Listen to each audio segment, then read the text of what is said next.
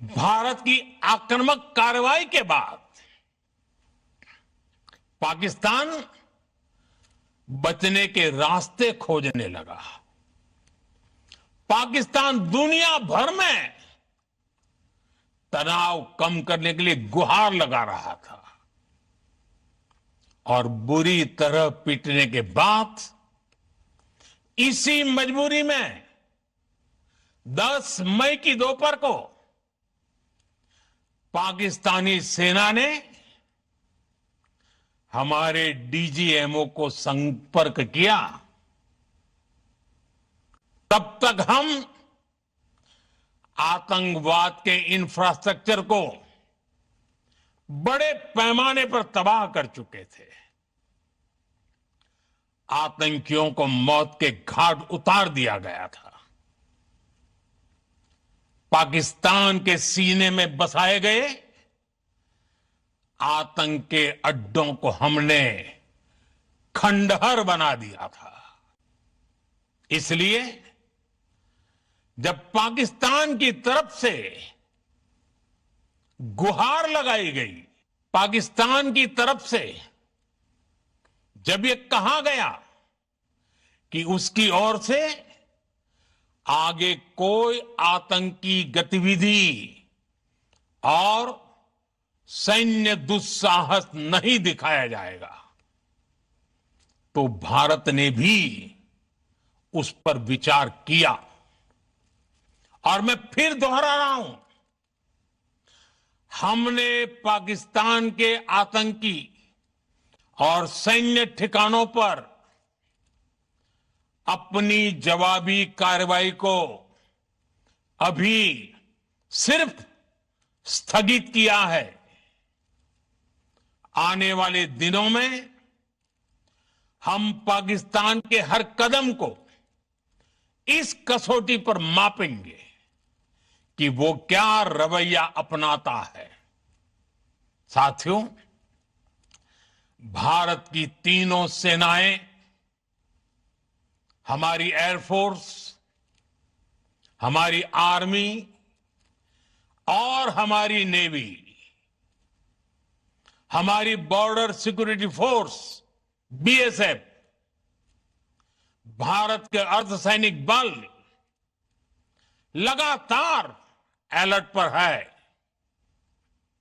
Surgical strike और air strike के बाद अब ऑपरेशन सिंदूर आतंक के खिलाफ भारत की नीति है।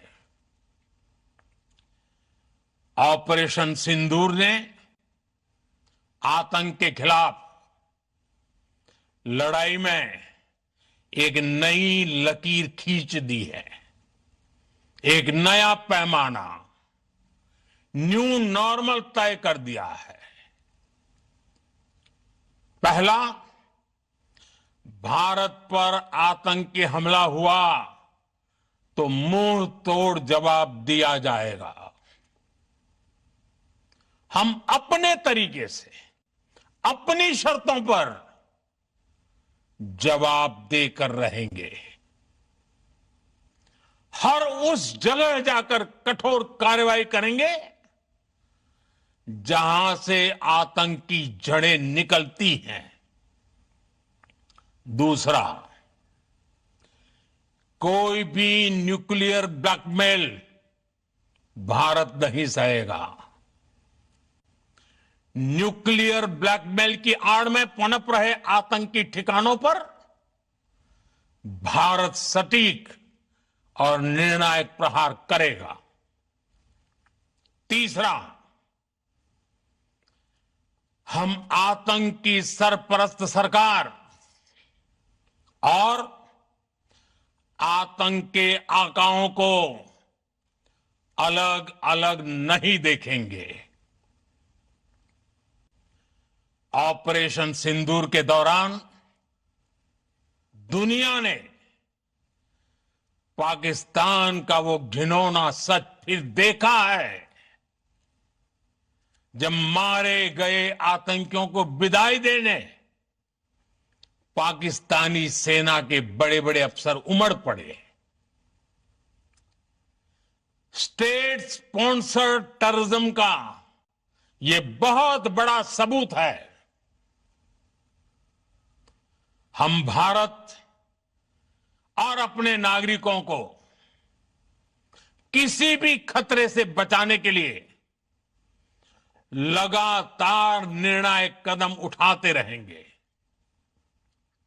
साथियों, युद्ध के मैदान पर हमने हर बार पाकिस्तान को धूल चटाई है और इस बार ऑपरेशन सिंदूर ने नया आयाम जोड़ा है।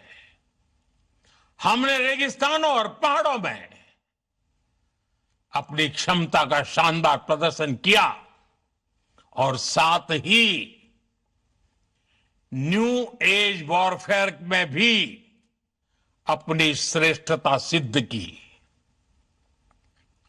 इस ऑपरेशन के दौरान हमारे मेड इन इंडिया हथियारों की प्रामाणिकता सिद्ध हुई। आज दुनिया देख रही है 21वीं सदी के वॉरफेयर में made in India defence equipments, इसका समय आ चुका है। साथियों, हर प्रकार के आतंकवाद के खिलाफ हम सभी का एकजुट रहना, हमारी एकता हमारी सबसे बड़ी शक्ति है।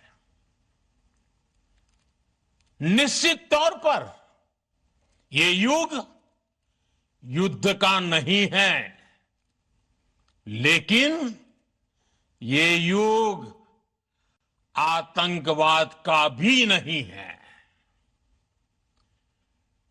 टेररिज्म के खिलाफ जीरो टॉलरेंस, ये एक बेहतर दुनिया की गारंटी है।